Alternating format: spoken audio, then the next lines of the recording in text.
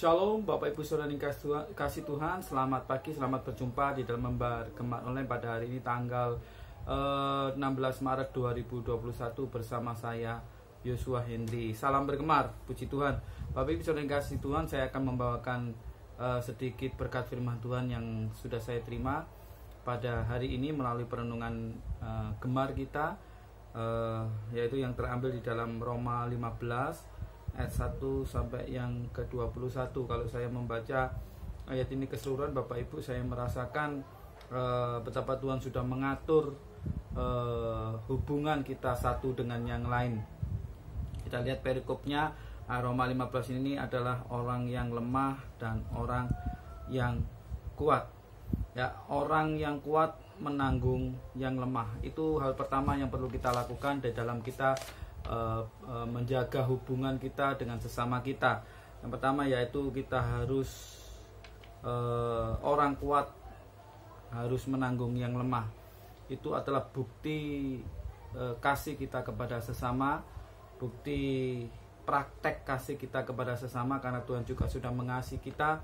Dia yang adalah Allah, Dia adalah Allah yang dahsyat, merendahkan diri di hadapan Tuhan, mengambil bagian yang paling hina. Dia menjadi manusia, bahkan menjadi hamba, bahkan rela mati bagi kita. Nah, oleh sebab itu kita juga harus meneladani hal ini. Orang yang kuat harus menanggung yang lemah dalam segala hal, baik secara fisik, secara finansial, secara moral dan sebagainya. Bagaimana kita memandang sesama kita, yaitu kalau kita dalam posisi yang kuat, kita harus menanggung mereka yang lemah.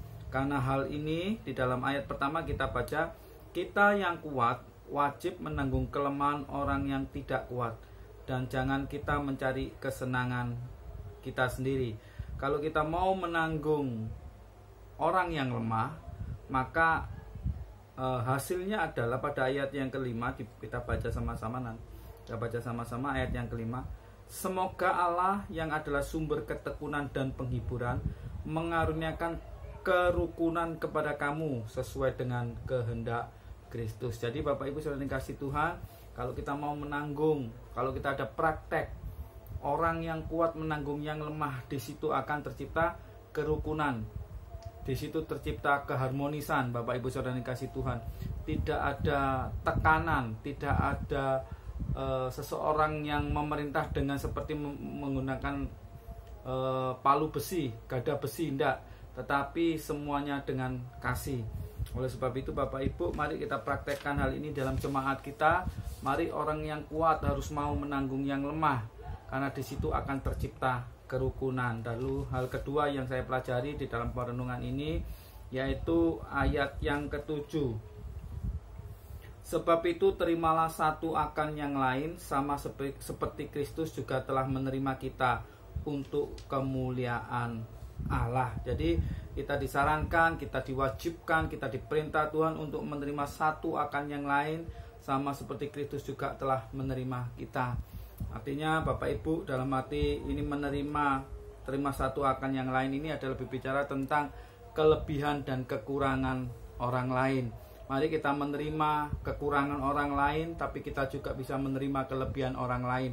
Kalau kita dapat melakukan hal-hal ini, menerima kekurangan orang lain, menerima kelebihan orang lain, maka kita disebut orang-orang yang rendah hati. Nah, bagi setiap kita yang mempraktekkan hal ini, maka Tuhan akan mengaruniakan atau menghasilkan sesuatu yang luar biasa. Kalau kita mau praktek menerima satu dengan yang lain. Ayat yang ke-13 kita baca. Semoga Allah sumber pengharapan memenuhi kamu dengan segala sukacita dan damai sejahtera dalam iman kamu, supaya oleh kekuatan Roh Kudus kamu berlimpah-limpah dalam pengharapan. Jadi kalau kita mau menerima satu dengan yang lain, mau menerima kekurangan orang lain, mau menerima kelebihan orang lain, maka akan menghasilkan yang pertama sukacita, sukacita, dan yang kedua damai sejahtera, dan kita akan berlimpah-limpah di dalam pengharapan.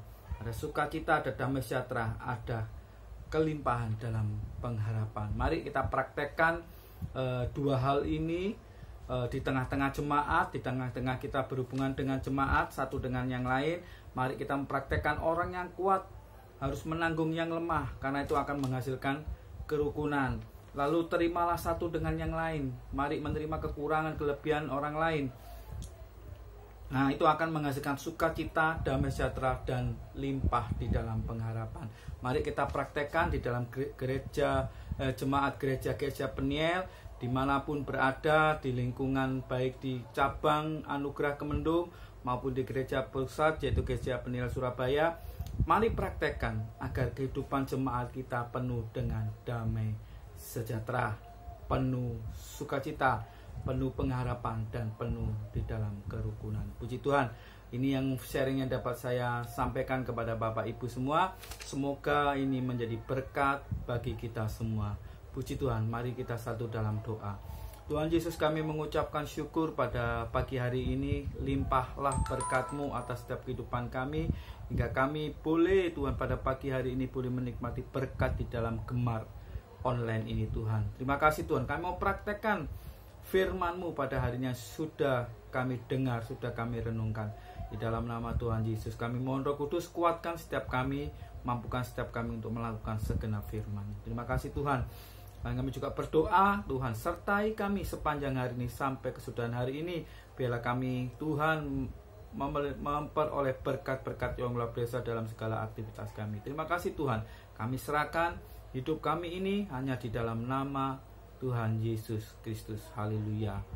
Amin. Puji Tuhan. Mari menjadi pelaku-pelaku firman agar kehidupan kita diberkati Tuhan. Puji Tuhan. Salam bergemar. Haleluya.